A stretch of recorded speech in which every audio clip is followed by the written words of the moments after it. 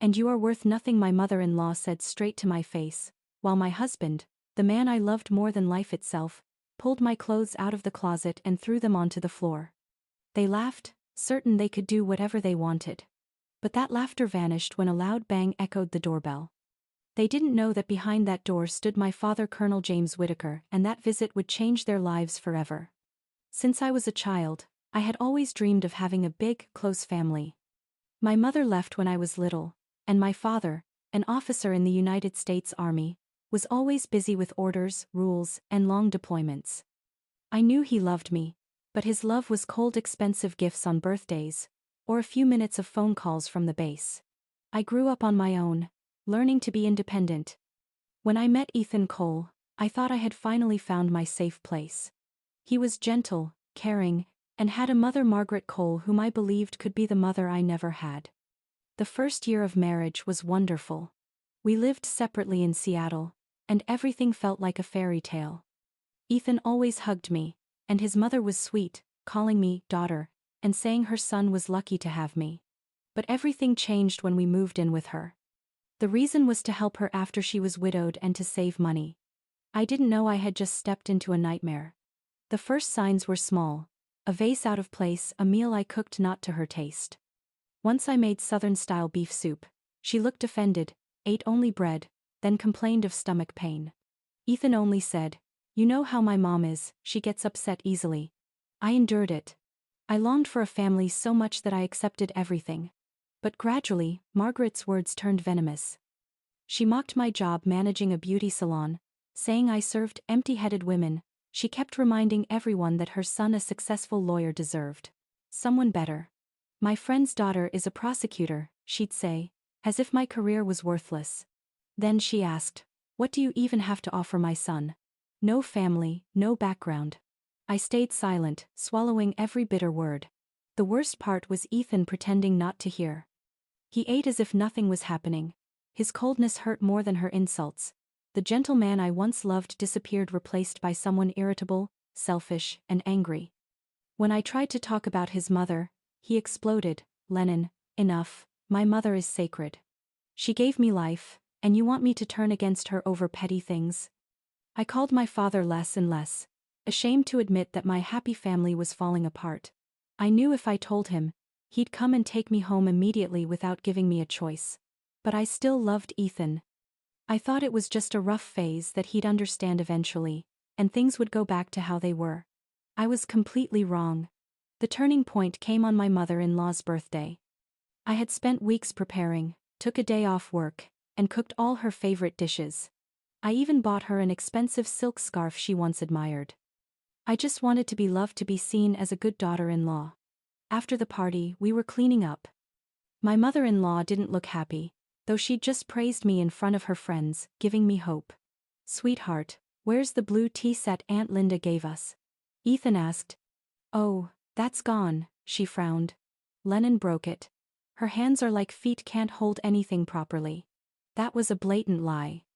A month earlier, she dropped it herself while reaching for the sugar jar. I cleaned it up and comforted her not to feel bad. I softly said, "Mrs. Margaret, that's not true. You accidentally dropped it." She spun around, her face twisting with rage. "What did you just say? Are you calling me a liar in my own house? You freeloader." Ethan immediately sided with her, his jaw tight. "Lennon apologized to my mother. How dare you talk to her like that?" Something inside me shattered. All the pain and humiliation I had buried erupted. "I will not apologize for something I didn't do. She lies and humiliates me constantly. And you're a coward who pretends nothing's happening." Ethan's face turned red. "Coward? You'll see." He yelled and struck me across the face. The slap wasn't hard, but it froze me, not from pain, but from betrayal. My ears rang as my mother-in-law sneered, satisfied like she had just won. She looked at me with a smug smile. "Finally, time to teach this woman her place. Pack her things, Ethan. This house doesn't need the ungrateful." Ethan moved like a man possessed, went to the bedroom, opened the closet, and threw my clothes onto the floor. I stood frozen in the living room, my hand still on my cheek, unable to believe what was happening. My dream of a family was gone. The man I loved most was throwing me out. Then the doorbell rang loud and insistent, as if it knew a storm was about to hit. My mother-in-law frowned. Who could it be at this hour? Ethan came out of the room holding a pile of my dresses. Go open it. Maybe one of your nosy friends came to rescue you. I trembled as I walked to the door. I looked through the peephole and my heart stopped. My father was standing there. He wore civilian clothes, but his posture was upright and commanding, unmistakably a soldier. Behind him stood two young men with short hair, wearing dark jackets, their expressions stern. I hadn't called or sent any message. How did he know? My hands shook as I unlocked the door. My mother-in-law and husband watched me, smirking, probably thinking someone had come to comfort me. But their smiles faded as the door opened, and a silver-haired man with a piercing gaze stepped inside. My father. He scanned the room, his eyes landing on the red mark on my cheek. Then on Ethan, still holding my dresses, and on my mother-in-law, frozen with a crooked smile. In the heavy silence, his voice rang out firm as a gunshot. Good evening. I came just in time, didn't I? He spoke clearly, with a tone no one dared challenge. Their smiles vanished completely, replaced by fear. Dad. I whispered, tears streaming down my face. Not tears of sorrow but of relief. My father was here. And I knew from this moment on, everything would change. He stepped forward, gently moved me aside, and stood between them and me. His gaze toward Ethan was icy enough to extinguish fire. Young man, he said slowly, pointing at the clothes in Ethan's hands, put my daughter's belongings back. It seems they just slipped from your hands. Ethan froze. His usual confidence vanished. He looked to his mother for help, but Margaret's face was pale, her mouth open, unable to meet my father's eyes or the eyes of the two soldiers standing silently by the door. And at that moment, she realized something. The worthless, familyless daughter-in-law she had despised, was anything but ordinary. Her world, the one where she had always believed herself the queen, was collapsing before her eyes. And this was only the beginning. She was the first to react, trying to regain her usual arrogance, but failing. Her voice trembled. Who are you? This is a family matter. Outsiders have no right to interfere. My father didn't even look at her. His eyes stayed fixed on Ethan. I'll repeat myself, he said, emphasizing every word.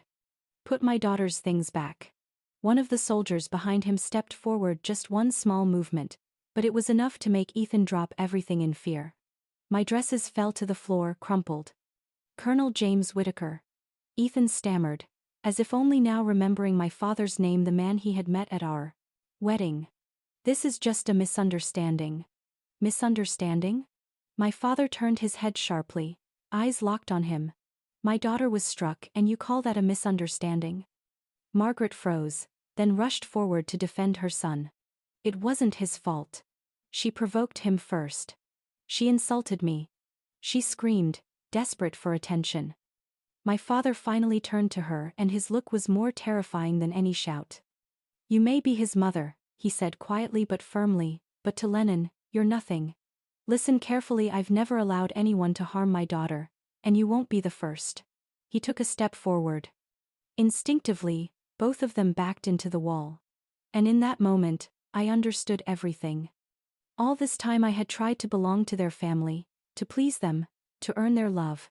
But the truth was, my real family had always been there. I just needed the courage to reach out. My father turned to me, his eyes softening. Lennon, sweetheart, get ready. We're going home. I bent down to pick up my things, but he stopped me. No need, he said firmly. You won't take anything from here. I'll buy you everything new better than this. Nothing here belongs to you, and it never will. He took my hand, strong and warm. He led me past Ethan and Margaret, both standing pale and speechless. At the door, my father stopped, turned slightly, and without looking at them, said coldly, as for that misunderstanding you mentioned, we'll discuss it tomorrow somewhere more official. His voice was a sentence. We stepped into the hallway. One of the soldiers quietly closed the door behind us. I took a deep breath. That was the moment my old life ended and a new chapter began. But I knew one thing. I was no longer alone. Justice had just begun its course. We drove through the city in silence, under the glow of streetlights and neon signs, the light blurred as if I were looking through a pane of wet glass. My father sat beside me, eyes fixed ahead, his face as solemn as a statue. Victor, his aide, was driving, and Ian, the other young man, sat in the front seat. I couldn't hold it in any longer. "Dad, how did you know something happened?" My voice trembled. He didn't answer right away, just kept his gaze forward. "I've known for a while that something was wrong," he said hoarsely. His tone carried sadness and a weary smile. "And you always said, 'I'm fine, Dad. Everything's great.' I'm a soldier, Lennon. I don't trust words. I trust actions. And your actions didn't match your words." He explained that he had asked Victor, the son of an old comrade, to quietly keep an eye on me from afar, just to make sure that if anything went wrong, someone would alert him. "Today, he called me. Said he saw something off through your window, heard shouting, strange laughter. I was already in the city for a 2-day meeting, so I got in the car and came straight here." He spoke as if recounting an ordinary story, but to me, every word felt like it was changing my entire world. All this time, while I thought I'd been abandoned, he had been watching over me, silently protecting me. Without waiting for me to call for help, he had sensed my pain from afar and was ready to act when needed. We arrived at a small but elegant hotel in Seattle. Everything had already been prepared by my father. "Get some rest," he said, leading me into the room.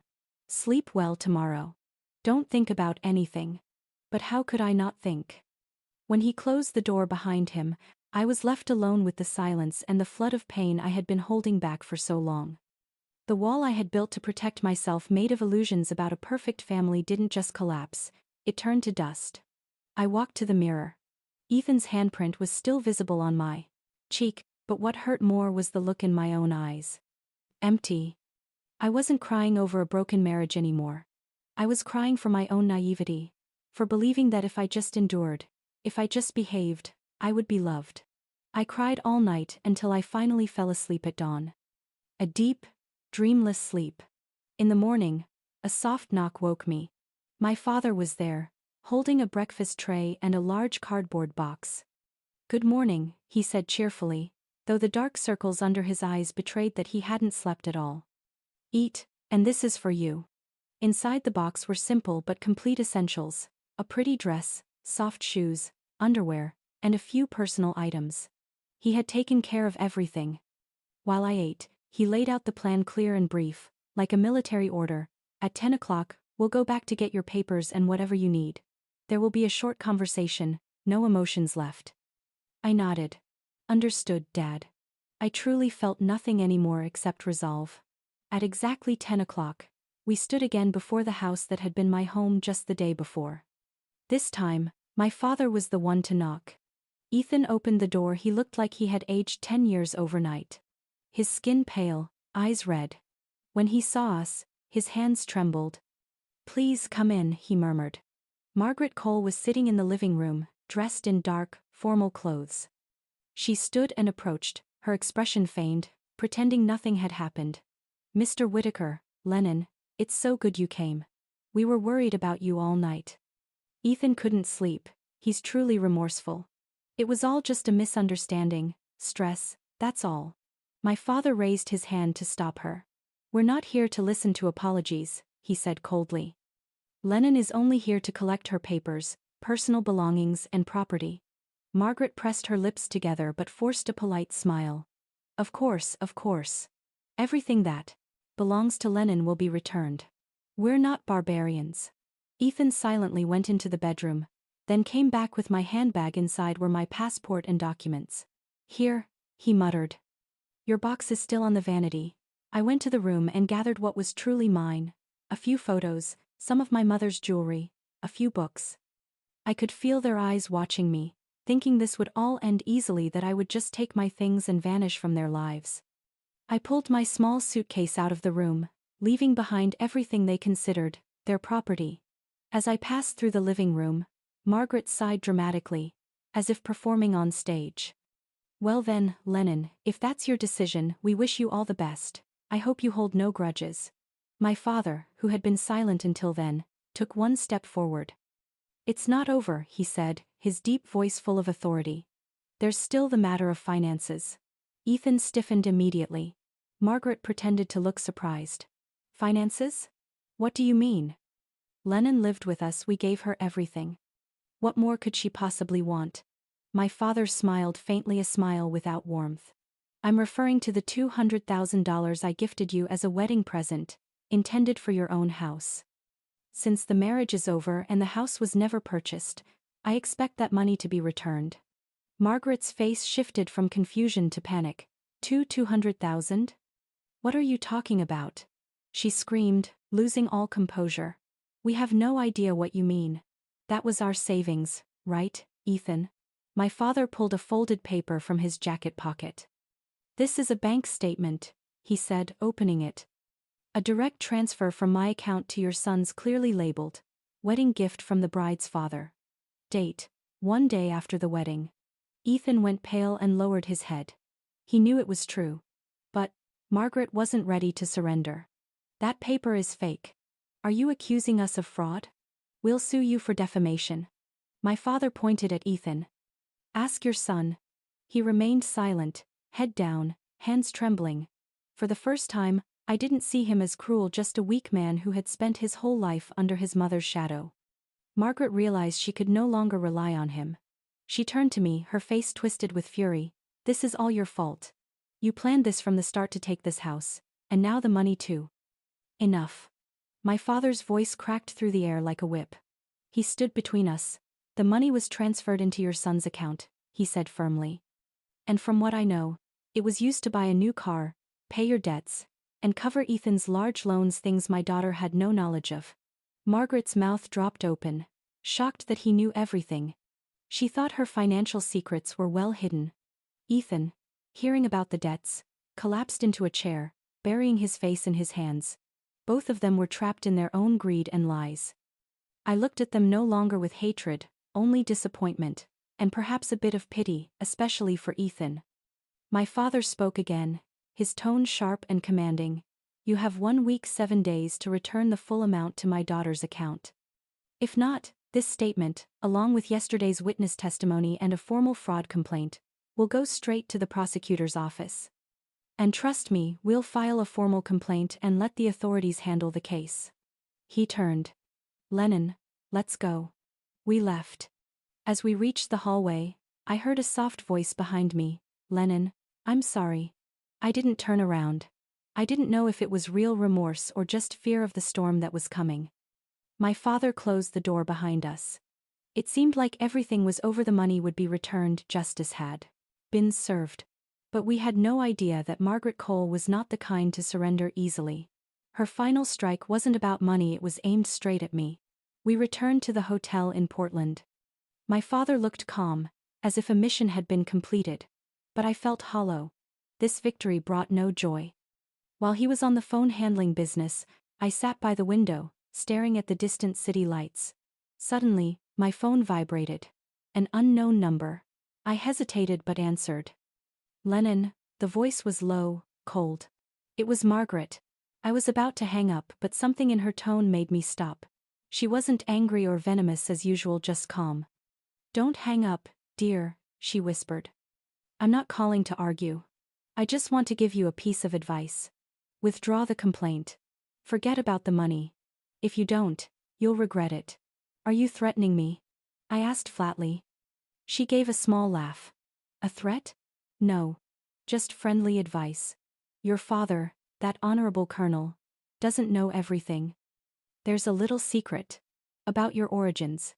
Haven't you ever wondered why your mother really left? And who your real father is? Her words slid into me like poison. A secret about my origins. That topic had always been forbidden in our house. My father never spoke of my mother, only said, she's gone. I had assumed she died or couldn't bear living with a strict soldier. I was afraid to ask, afraid to hurt him. And now, the woman who had ruined my marriage claimed she knew the truth, a truth that could make my father reject me forever. What? What are you talking about? I whispered, my throat dry.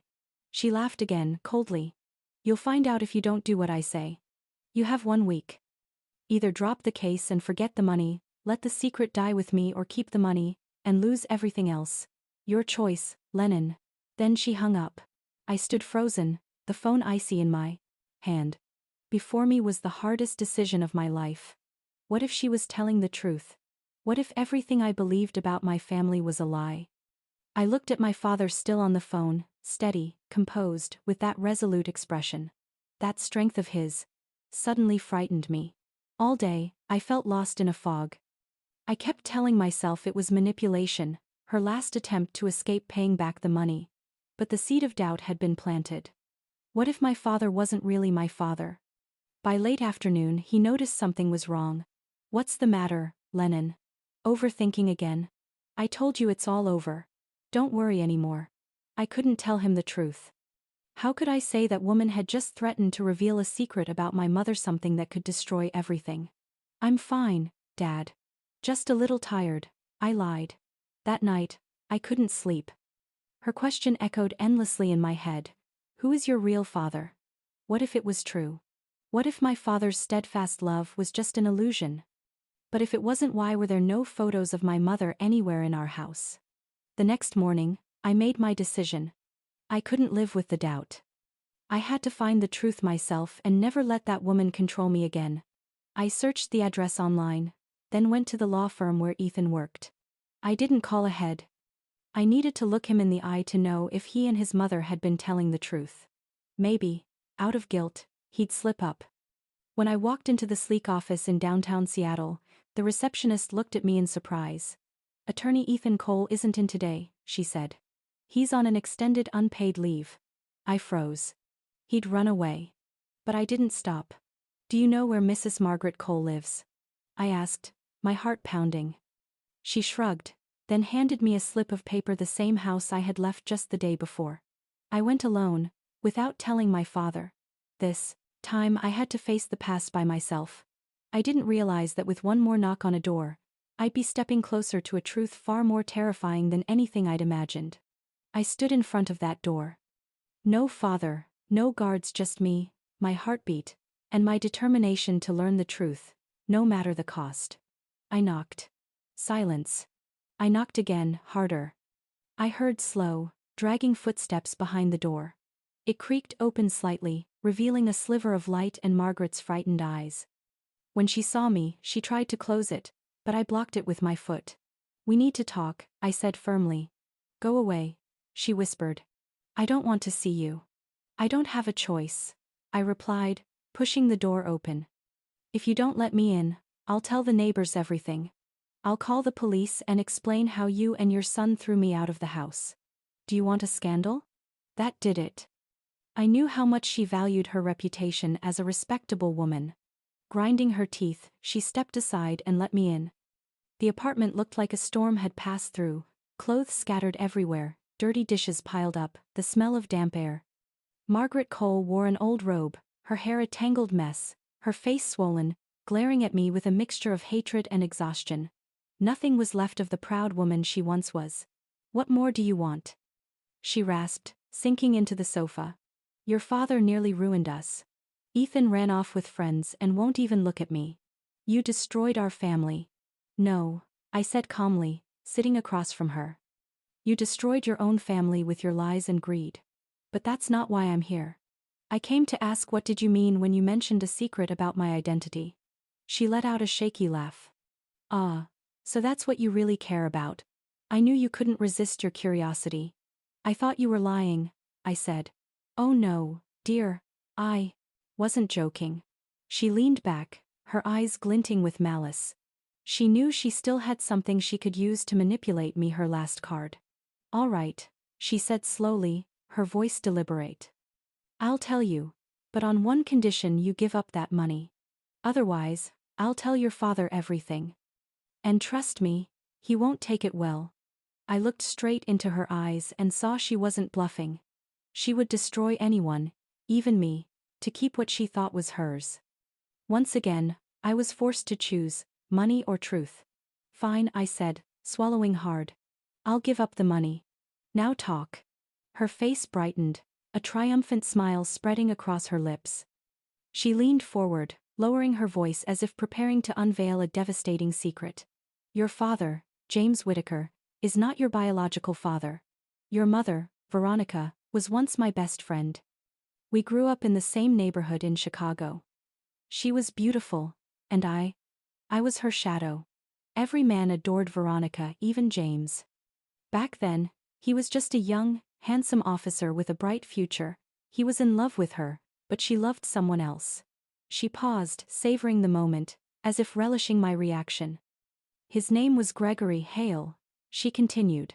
A poor but talented artist, charming, smooth-talking. Veronica was madly in love with him. They met in secret, until she got pregnant with you.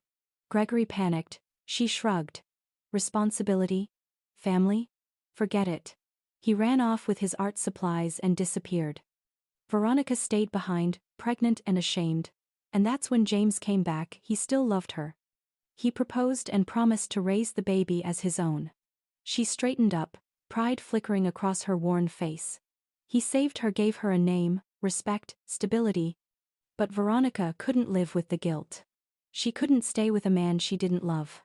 Every time she saw him, she was reminded of her past. So when you were 3, she left. Left him. Left you. Disappeared. Every word from her felt like a blade cutting through my heart. The man who had raised and protected me wasn't my real father, yet he had loved me, cared for me, even knowing I was the child of the man who broke his heart. His love wasn't just paternal, it was something greater, an act of selflessness I had never truly understood. And my mother, she hadn't died, she had simply been too weak to stay. Tears fell not from self-pity, but from gratitude and admiration for the man I'd always called father. And from the bitter sorrow of realizing the mother I'd idealized was now only a fragile ghost. How do you know all this? I asked quietly. Veronica told me before she left. Margaret answered, lips twisting into a crooked smile. We were friends once. She left me a letter for James, but I never gave it to him. Why would I? So he could know she never loved him. I burned it. Then I told him Veronica had run off with another man, told him not to look for her. I did it for his own good, to save him from more pain. She stared at me, her tone turning sharp. Now, keep your word. Call your father and tell him you don't want the money anymore. I looked at her, eyes dry. Inside, there was only cold emptiness. No, I said softly but firmly. What? We had a deal. No deal, I said, standing up. It was blackmail. You told your story, twisted, fabricated, manipulative, the same tricks you probably used on my mother years ago. But you're wrong. Your truth doesn't destroy my love for my father. It only makes me love and respect him 1,000 times more. She screamed, you ungrateful brat. I'll tell him everything right now. Go ahead, I said calmly, walking to the door. But remember, my father is a colonel. He despises liars and anyone who tries to divide his family. And I don't think he'll enjoy hearing someone slander the woman he's loved his whole life. I slammed the door behind me. My legs trembled, but I held my head high as I walked away. I didn't know if she'd actually call him, or if he'd believe her, but I knew one thing: I was no longer a victim. I was his daughter, and I would fight for him, for his honor, the same way he had fought for me. When I returned to the hotel, my father was in the room, packing his bags. His business trip was nearly over. You all right, sweetheart? You look exhausted, he said. Dad, we need to talk. I looked into his eyes, the lines at their corners, the gray in his hair, and my heart ached with love. I told him everything about Margaret, the blackmail, the story she had told me. He listened silently, his face growing hard as stone. When I finished, he was quiet for a long time, then spoke hoarsely. She was right, partly. He looked directly at me, and in his eyes was a deep pain that made me want to hold him. It's true, I'm not your biological father. Your mother, Veronica, loved a man named Gregory Hale, an artist. And yes, he left her when he found out she was pregnant. He paused, his voice firming. But everything else she said was a lie. Your mother didn't run away. She loved you more than her own life. She never abandoned you, and she never betrayed me. When Gregory disappeared, she came to me as a friend. She told me everything and asked for advice. I loved her, Lennon, more than anyone in this world. I told her I'd marry her, raise you as my own. His voice broke. All I ever wanted was to give you both a home. And we were happy, truly happy. Your mother was grateful, and I was content just to be with you. He opened his suitcase and pulled out an old leather wallet. From a hidden pocket, he took out a faded photograph, a beautiful young woman with bright eyes, holding a smiling baby girl in her arms. My mother and me. Then his face darkened. Then Margaret came back, he said bitterly. Yes, she was once Veronica's friend, but the kind who only knows envy. She envied her beauty, her talent, and the love everyone gave her. She began whispering poison that I wasn't truly happy, that I could never love a child who wasn't my blood. She wanted to destroy everything. He lowered his head, his voice trembling. Then Veronica fell ill. She had a severe heart condition, needed urgent surgery abroad, incredibly expensive. I was ready to sell everything, borrow, beg anyone I could. But it still wasn't enough. Then one day, Margaret came. Veronica said she claimed to have found Gregory Hale, now a wealthy man living in Europe, willing to pay for her surgery, but on one condition. Veronica had to go with him and leave us forever. That woman wasn't just cruel, she was a monster. Veronica refused, my father said, his voice trembling. She said she would never leave me or you. But Margaret didn't stop. She told Veronica that James was selfish, that he'd let her die and leave a child in his care, that if she went with Gregory, at least she'd have a chance to live. She lied, saying James would be relieved to be freed from such a burden. And those words broke Veronica from the inside. Veronica wrote a farewell letter, telling the whole truth, and gave it to Margaret to deliver to her husband. She left, believing she was saving both herself and him. But I already knew what happened next. Margaret burned that letter, then lied, telling me Veronica had run away with another man and had never loved me. And I believed her. I believed her, my father said hoarsely. I was shattered. I hated Veronica because I thought she had betrayed me. And with that hatred, I raised you. I tried to forget the woman I thought had trampled my love. The room fell into complete silence. Only in 20 the ticking of the wall clock could be heard. The truth was harsher than I could have imagined, a tragedy built on lies, envy, and guilt. Because of one woman's cruelty, 3 lives had been destroyed. So, what happened to Mom? I asked softly. I don't know, he shook his head. I searched, but Margaret said she'd gone abroad and cut all contact. I didn't know where to start, and eventually, I gave up. I thought maybe that was for the best. Suddenly, his phone rang. He looked at the screen, frowned, then put it on speaker. Colonel Whitaker, came Victor's urgent voice, his assistant. I found something strange in the investigation you requested about Margaret Cole. She's been sending money every month to a nursing home on the outskirts of Tacoma.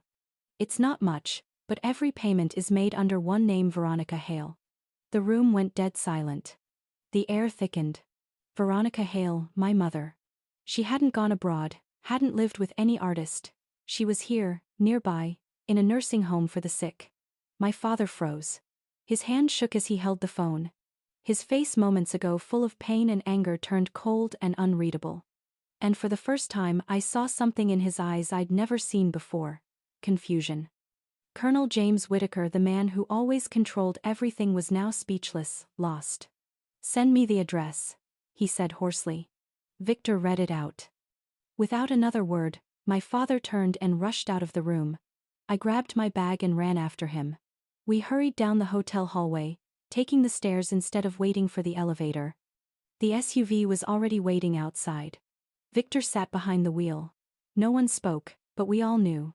The drive to the suburbs took about an hour, but it felt endless. My father stared out the window, his lips pressed tight, his jaw clenched. I could feel the storm rising inside him. His entire life, the years built on hatred and lies, was collapsing.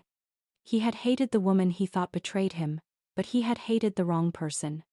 The one who needed saving was the woman he had despised, while the true enemy had stayed beside him all along, wearing the mask of a friend. I placed my hand over his. He trembled, then squeezed my hand in return. That grip held everything: an apology for raising me in pain, and a father's love for his only daughter. The nursing home was small, surrounded by trees and high walls. The peace of the place felt almost unreal, too serene to hold such a tragic story. An older nurse opened the door. My father showed his military ID, his voice steady. I'd like to see Mrs. Veronica Hale. The nurse looked surprised but didn't ask questions. She led us through a long hallway that smelled faintly of medicine and disinfectant. She's been here a long time, the nurse said quietly. Very quiet, hardly speaks. No visitors. Only one woman comes by to pay each month, says she's a distant relative. We stopped in front of room 7. My father stood still, like a soldier before battle. He took a deep breath, straightened his posture, then opened the door. Inside sat a frail woman with silver hair tied neatly in a bun, rocking gently in a chair, staring out at the golden autumn garden beyond the window. She didn't notice us enter. My father stepped forward. Veronica, he whispered. She turned slowly. Her eyes, faded and weary now, still carried a familiar light. She looked at him, not surprised, as if she had been waiting for him for 30 years in that chair. Come in, she said softly. You're here. My father knelt, took her thin hands, and pressed them to his cheek. He didn't speak, only trembled. His shoulders shook with every sob. 30 years of pain, anger, and love all breaking free at once. I stood in the doorway, tears streaming down my face. My parents had found each other again. After 3 decades apart, torn by lies, they were finally in the same room. When they calmed down, my mother began to speak. Her story matched everything my father had said. Margaret had deceived her, told her Gregory was waiting, that he'd pay for the surgery. My mother followed the address Margaret gave her, traveling to a foreign country, only to find no one there. No one had ever heard of Gregory Hale. She was stranded, penniless, without documents, her illness worsening. For years she survived doing small jobs until her body gave out. Eventually she returned to America, a miracle in itself. She wanted to find us, but she was afraid. Margaret, the only one who knew where she was, wrote to her, saying James Whitaker had a new family, that he was happy, and that if she came back, she would only ruin his life. When my mother could no longer work, Margaret helped her, putting her in this nursing home, paying a small amount each month just so she wouldn't starve. She trapped my mother here, like in a prison, isolated from the world, continuing to manipulate both their lives through lies. I listened, choking on my breath. This wasn't just deceit, it was a calculated crime, designed to destroy 3 people. My father said nothing, his face unreadable. When my mother finished, he stood up and said firmly, I'll be back. He kissed her hand and walked out. I stayed, holding my mother's hand. 2 strangers, yet the closest people in the world. We had been robbed of 30 years, but I knew there was still time to heal. An hour later, my father returned. He looked calm, too calm, which frightened me. It's done, he said to my mother. They'll move you to a better hospital. There are good doctors there. Everything's arranged. Then he turned to me. There's one more place we need to go. And once again, we stood before Margaret Cole's apartment. This time my father didn't knock, he unlocked the door with a key Ethan had provided earlier. Margaret was sitting in the living room. Beside her was her son, looking anxious, his head down. They were talking but fell silent the moment they saw us. Margaret smirked. Well, here you are. So, did you tell your daughter the whole truth? About the child who isn't yours, about the wife who betrayed you? She gave a mocking laugh.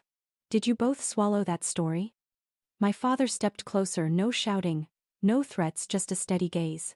That look was so cold that Margaret trembled, her smirk fading. I know everything, Margaret, he said calmly. I know about the nursing home. I know all the lies. I know everything you did to Veronica, to me, and to my daughter.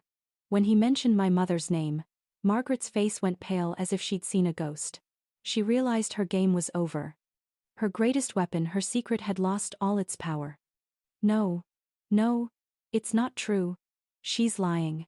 Margaret stammered, but her voice grew weaker, fading into the heavy silence, a silence full of contempt. Ethan looked at my father, then at his mother. Horror filled his face. Maybe he'd suspected something, but he'd never known the full truth. And now, as it came crashing down, it shattered him completely. The love he'd once had for his mother disintegrated. He looked at her not as a parent, but as a monster. Is that true, Mom? He whispered. Margaret curled up on the sofa, as if wanting to disappear. In a single moment she lost everything: her money, her dignity, and her only son. My father stepped closer to Ethan. "Don't worry about the money," he said calmly. "Given the new information, the funds should go directly toward Veronica Hale's medical care.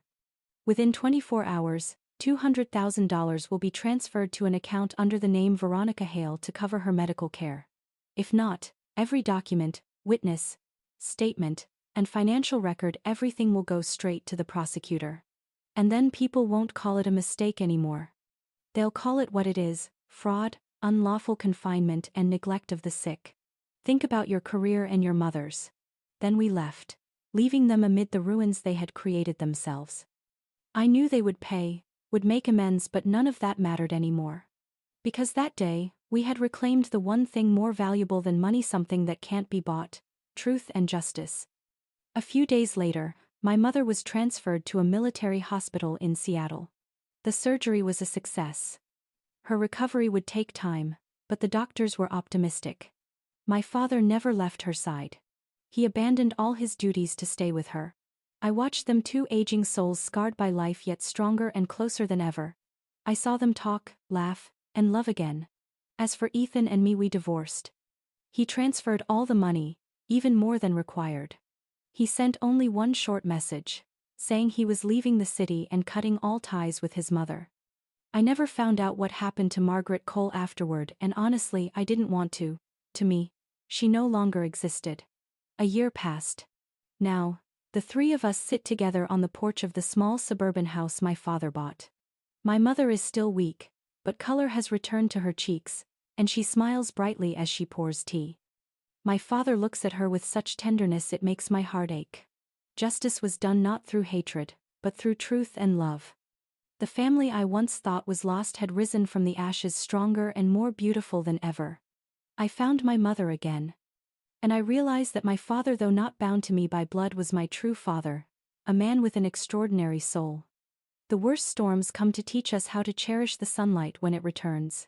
My story doesn't end in tears, but in peace. The kind I thought I'd never find again. I've learned that some wounds are only temporary, and love, when it's real, always finds its way home. Life can take many things from us, but the truth can never be buried forever.